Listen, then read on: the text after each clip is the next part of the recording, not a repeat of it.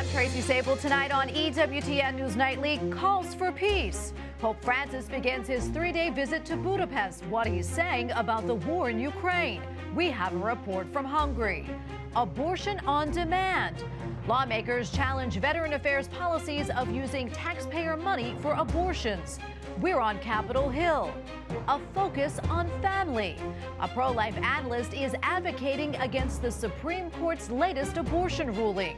And a higher calling. We speak with 2 students who exchanged their smartphones for a scholarship. These stories and more tonight. From EWTN, the Global Catholic Network, this is EWTN News Nightly. Thank you for being with us. Our top story tonight, Pope Francis arrived in Hungary today for his 41st apostolic journey abroad. The Holy Father kicked off his 3-day trip with a meeting with Hungarian President Katalin Novak and Prime Minister Viktor Orban. Pope Francis also addressed members of the diplomatic corps and civil society, stressing the importance of effective policies and the ability to build bridges between nations. Joining us now from Budapest is Domonkos Pulay, reporter at EWTN Hungary. Domonkos, great to see you. No doubt, this is a very exciting time for the people in Hungary. Curious, how did they welcome the Holy Father for this apostolic visit? Good evening, Tracy. Well, Pope Francis's much-anticipated 3-day-long apostolic visit to Hungary has begun as the papal plane with the head of the Catholic Church and the Vatican delegation on board landed before 10 a.m. this morning at the Budapest airport, where 100 Hungarian children lined up along with a group of church and government officials greeting the Holy Father. The official welcoming ceremony for the pontiff took place in the ancient Buda Castle district at St. George Square in front of the Sándor Palace.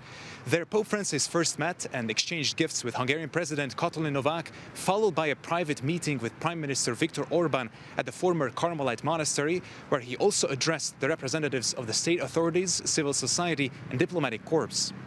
Late in the afternoon, the Holy Father delivered a speech to the Hungarian bishops, priests, religious and other members of the clergy inside the marvelous building of St. Stephen's Basilica. And briefly, what did the Holy Father say when he spoke, and what were some of the highlights? While meeting with Hungarian President Katalin Novak, who greeted the Holy Father by calling him a man of peace, Pope Francis wrote in the country's Book of Honor, quote, "I come as a pilgrim and friend to Hungary, a country rich in history and culture. In Budapest, a city of bridges and saints, I think of all Europe and pray that in unity and solidarity it might be in our times as well as a house of peace and a prophecy of welcome." End quote. When speaking to the representatives of the local authorities, social life and diplomatic missions, the pontiff emphasized the need to rediscover the European spirit and says the continent must recover its founding spirit of peaceful unity to confront Russia's war in Ukraine. He warns against present dangers and challenging the leaders of Europe for their lack of creative efforts for peace, which, according to the Holy Father, can never be accomplished by focusing on one's strategic interests, but only through policies aiming to look at the bigger picture and for the greater good of all mankind. He also spoke against forms of ideological colonization that would cancel differences, as in the case of the so-called gender theory, and condemned the idea of senseless right to abortion, which he said is always a tragic defeat. In the evening, the Pope addressed the clergy and pastoral workers gathered in St. Stephen's Basilica, encouraging them to look at Christ as the future and fight against bleak defeatism, worldly conformism, with prophetic receptivity. Domonkos, before I let you go, can you tell us what else is on the Holy Father's agenda this weekend? Well, tomorrow morning, Tracy, Pope Francis will first make a private visit to the Blessed László Batthyány Stratman Institute, where he will meet with visually impaired children, followed by an encounter with poor people, refugees and members of the Greek Catholic community, as well as a gathering with the young people of Hungary. Hence, they are the primary focus of this visit, and a private meeting with the evening with the Hungarian Jesuit order. On his last day, on Sunday, Pope Francis will celebrate Mass at Kossuth Lajos Square in the presence of hundreds and thousands of Hungarians.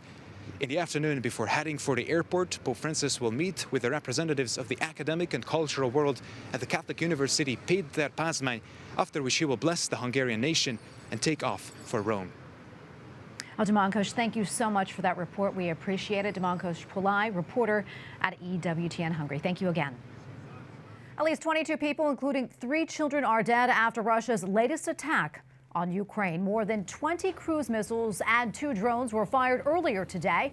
Officials reported 11 missiles were intercepted by Ukraine's Air Force. A 9-story apartment building in central Ukraine had been destroyed as a result of that strike. This was the first attack in the country's capital in nearly 2 months. Violence continues in Sudan with heavy explosions and gunfire after a brief 3-day ceasefire.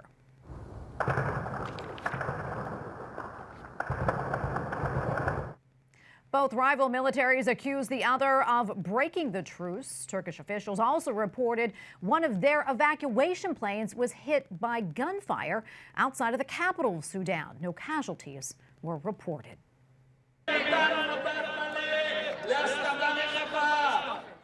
And finally, in Jerusalem, tens of thousands of people flocked the streets in support of Prime Minister Benjamin Netanyahu's judiciary overhaul. This was one of the largest rallies in Israeli history. Opponents of the ruling say this is a power grab that would weaken the system of checks and balances. The Biden administration accuses pro-life Republicans of trying to control women.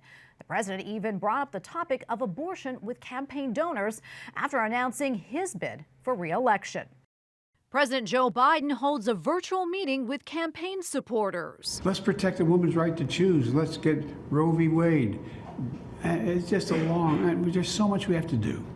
The president prioritizing abortion, the economy, and safety net programs like Social Security and Medicare. We've gotten so much done, but there's so much more to do. Folks, we're still in the battle for the soul of America, and now we're at an inflection point. But he already has competition on the campaign trail. On Tuesday, Joe Biden officially announced that he will seek 4 more disastrous years in the White House. Former President Donald Trump issuing a new nickname for President Biden, which he previously used against Hillary Clinton. But I'm going to retire the name Crooked so that we can use the name for Joe Biden, because he'll be known from now on as Crooked Joe Biden. The Biden-Trump matchup harkens back to 2020 and former Vice President Mike Pence's critical role in the election. A federal grand jury just heard his testimony about the events leading up to the January 6 chaos at the Capitol. And in the East Room of the White House today, President Biden presents the Commander-in-Chief's trophy to the Air Force Falcons football team. You can't talk about the soul of the nation without talking about our service academies, and I believe that. And you can't talk about the service academy without talking about duty, teamwork, service, and excellence. The fight over the Defense Department's abortion policies continues. The Department of Veteran Affairs is using taxpayer dollars to pay for abortions, plus related travel expenses. Republicans claim both policies are against the law. Capitol Hill correspondent Eric Rosales has the latest on one senator's effort to stop it. Republican Senator Tommy Tuberville is pushing back against the Biden administration and congressional Democrats. He's holding up nearly 200 military nominations because the VA is performing abortions and paying the travel costs for service members seeking abortions, all with U.S. taxpayer money. Senator Tuberville tells me he will continue to hold strong. The pressure's picking up, but I knew it would. Problem is, everybody's talking about, he's against abortion in the military. We've had abortion policy for years, and it's worked fine. But Democrats are crying foul, saying not confirming these military nominations jeopardizes national security. What Tommy Tuberville is doing is reckless, holding up the lives and the progress of men and women who have served in our military for a very, very long time. This is unique what he is doing. If he does it and then everyone else does it, it's going to lead to total chaos with the military. Republicans are behind Senator Tuberville's effort. Follow the law. I mean, this is pretty simple. The law is you cannot use federal resources to perform an abortion. So the VA needs to go back and follow the law. And they need to be, and anybody that does it, they need to be held accountable.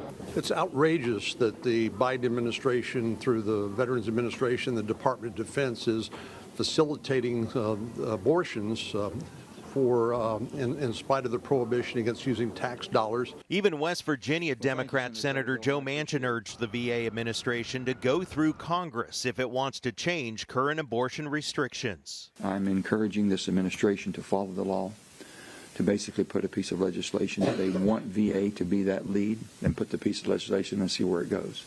But until then, I think that we all have a responsibility to make sure that we adhere to the pieces of legislation that we pass.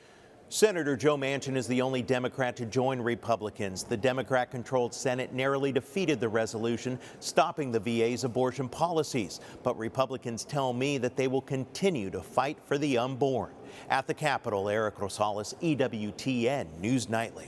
We have a lot more still to come here on EWTN News Nightly, including a federal lawsuit. Why two pro-life organizations are suing the FBI and the Department of Defense. And Unplugged, how two students thrived without their smartphones for a whole semester.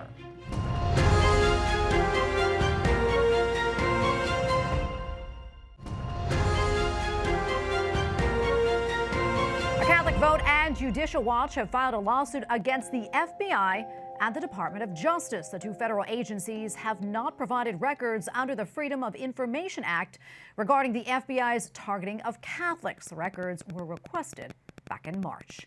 In Oklahoma, a bill that would widen religious freedom protections has passed and is headed to the governor's desk. The Religious Freedom Act would prohibit denial of government funds based solely on religious affiliation.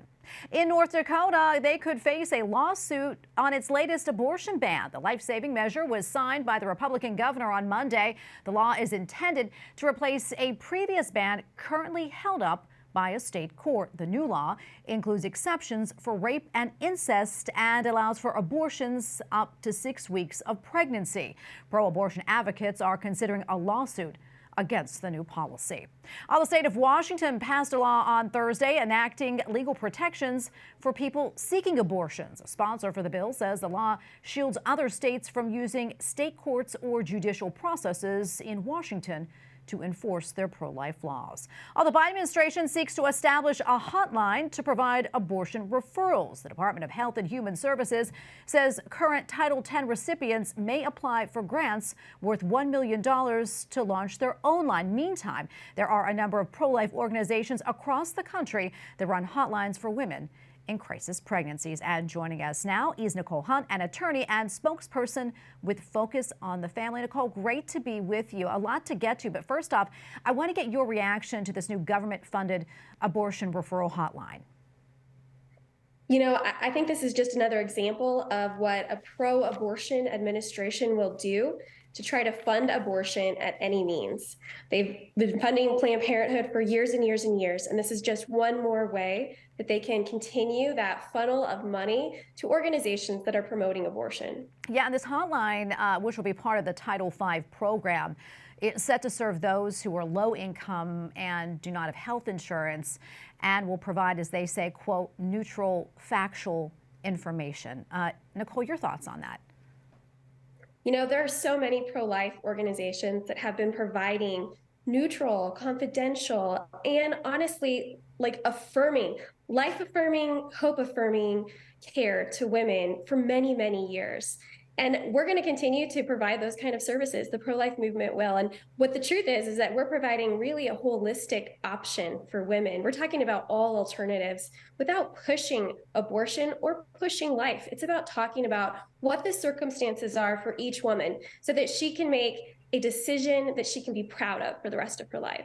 Yeah, Nicole, something else I want to talk about. Yesterday, pro-life bills in both Nebraska and South Carolina, they failed in their legislatures. The bill in South Carolina, as you know, would have banned abortion at conception, but there were a few exceptions. And the Nebraska bill was set to ban abortion at 6 weeks of pregnancy. That said, I'm curious, are you surprised that these bills failed? And what do you think the signals? It's disappointing, particularly in states like these, where we hope to see pro-life legislation moving forward with a lot of support.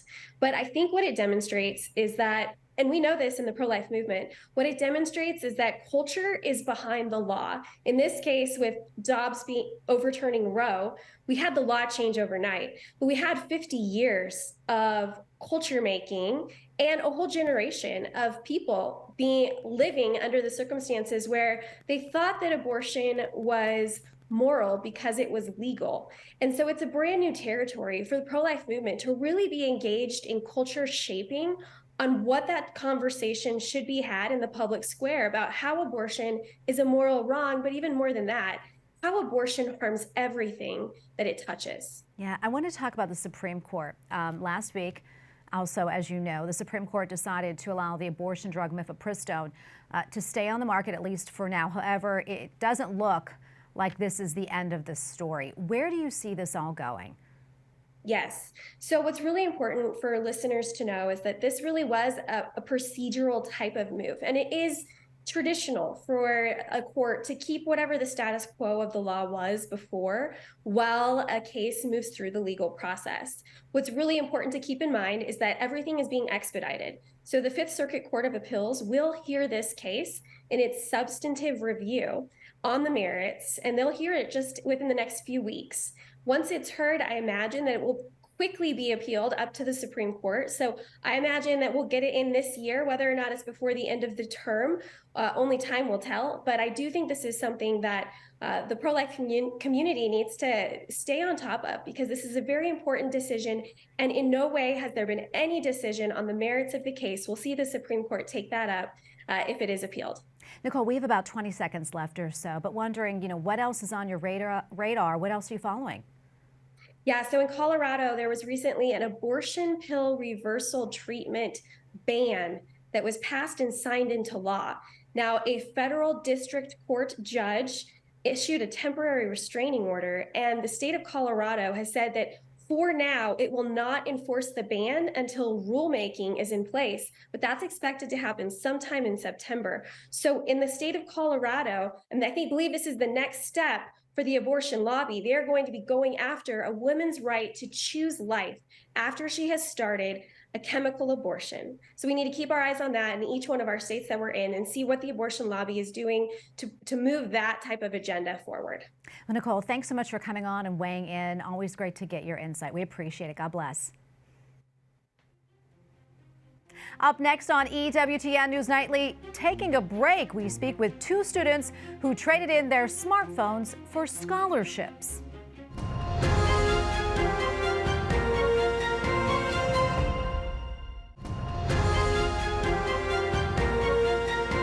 A Catholic university in Ohio is looking to send a message about smartphones. Franciscan University of Steubenville has initiated the Unplugged Scholarship. It provides financial assistance to students who give up using their smartphone for the entire time that they're undergraduates. The university helps the students instead spend time praying, studying, and focusing on making friends. The initiative is part of the school's Rebuild My Church program. And we go now to the two Franciscan University students on the Unplugged Scholarship. They are Theresa Ryan and Caleb Haskell. Welcome to you both. Great to see you. Theresa, I want to start with you. Tell us why you decided to give up your smartphone. I'm sure that was no easy task. What's it been like? Yeah, so great question. It was actually through the action of the Holy Spirit, I think, in grace. And it was these two realizations that I came to over time. And together, they kind of didn't leave me any choice, actually. And the first was like distraction, right? So call it spiritual apathy, call it, poor time management. But I'd wake up right in high school and I'd be going throughout my day and I'd be like, okay, I have class, I have homework to get done. I want to pray for like X many minutes today, and I have soccer practice, right? So, I'd go to school, I'd get back home. And so often, I would find myself like trying to do homework. Then I'd pick up my phone, see if someone like DM me on Instagram or whatnot. I'd look down, and like an hour and a half later to 2 hours later, I'd like look up and be like, shoot, I got to rush, got to finish my homework. Gosh, I guess I just don't have time to pray today. And like, this wasn't really like going through my mind, but what I was doing there, obviously, I was saying like, I'd rather be on my phone than spend time, with our Lord. Yeah, and then coming to that, eventually, I was trying to pray more. And in prayer, I came to like more of a realization of just the reality of sin and like what I was truly doing. And, I feel like this is talked about a lot, but like experientially, I came to recognize that when I sinned, when I chose like my phone over God, I wasn't just like breaking some rules, right? It was a relationship. And like the passion, right? It's not something that happened 2,000 years ago, but like truly when I sinned, I was picking up the hammer and nails myself, right? And driving the hands and feet of our Lord into the rough wood of the cross and just disrespecting that so greatly. So finally, you know, I was praying about this one day, and, you know, my brother was driving me back from the chapel, and he just turned to me and he said, wouldn't it be so cool, like, if we got rid of our smartphones? And I just knew in my heart that, like, it had to be done, just because of those two realizations coming together. Yeah. So praise God. It really, it was the action of grace in my life. Yeah, it certainly sounds like it. And Caleb, you know, I want to ask you the same question. I mean, how has life been, you know, like without your smartphone? And how do you feel after giving it up? Yeah, you know, it's an interesting thing, especially for me, because I've had a smartphone since maybe like third grade. I remember I had like the first iPhone. You know, I was thinking a lot over the summer about it. I was really uncomfortable with how much time I spent on my smartphone, and like how much of really like my life was being managed and like lived through my smartphone in terms of my social life. And so during the summer, I kind of was thinking a lot about giving it up. And then I heard about the scholarship, and I applied, and I just bought the phone. And then I ended up getting the scholarship, so that was really good. But it's, you know, I was expecting it to be like, I don't really know what I was expecting. I was like, maybe this is going to be miserable. Maybe it's going to be great. I'm sure I'll have a lot of time, but is the time, all of the extra time, going to make me miserable? Truth be told, it's not miserable. It hasn't been miserable. All the extra time has actually dramatically increased like the quality of my life and my lifestyle. And I just feel, I think if two words come to mind, a lot more free, and then a lot more present at all hours of the day. So it's been great. Yeah, what an inspiration. I think it's a good lesson for us all. I'm curious, you guys, what has been the reaction from your fellow students? And maybe even people outside of Franciscan, like, what do they say to you when you tell them you gave up your smartphone? I don't know who wants to field this first. Yeah, I'll take this one. So for me, at least, it kind of depends on like what group I'm talking to. So a lot of my secular friends don't really understand it, but they kind of like see even still like the goodness in it, and they're like, you know, we respect that, and they've definitely worked with me on it, because when I had a slide phone, I couldn't be present in group chats. So, you know, my soccer team always had to make sure to like reach out and be like, hey, like the team is doing this. Just want to let you know so you can like be there. And then, yeah, the people at school actually at Franciscan have been really receptive to it. And I think a lot of people in the Unplugged Scholarship themselves, when we've asked for feedback, they've also gave the response that like, not even like their words, they're speaking about it, but just like the way they're living their life. And I think this is true for myself as well. Like, it's kind of a witness to the people around us and our friends. And I know quite a few people on campus who have been inspired just to give up their phones or just like delete Instagram, something small like that. Because they see us living in this way, and they're like, wait, that is like objectively good. And I think they see that, and really it witnesses to the truth of what we're doing. Well, you guys, thank you both for coming on and sharing this with us. Really so inspirational. God bless you guys. And we hope to hear back from you later. Thank you again. Thank you. Thank you. And we thank you for watching tonight. Remember that you can follow us on social media, Facebook, Twitter, and Instagram at EWTN News Nightly. I'm Tracy Sable. Good night, and God bless.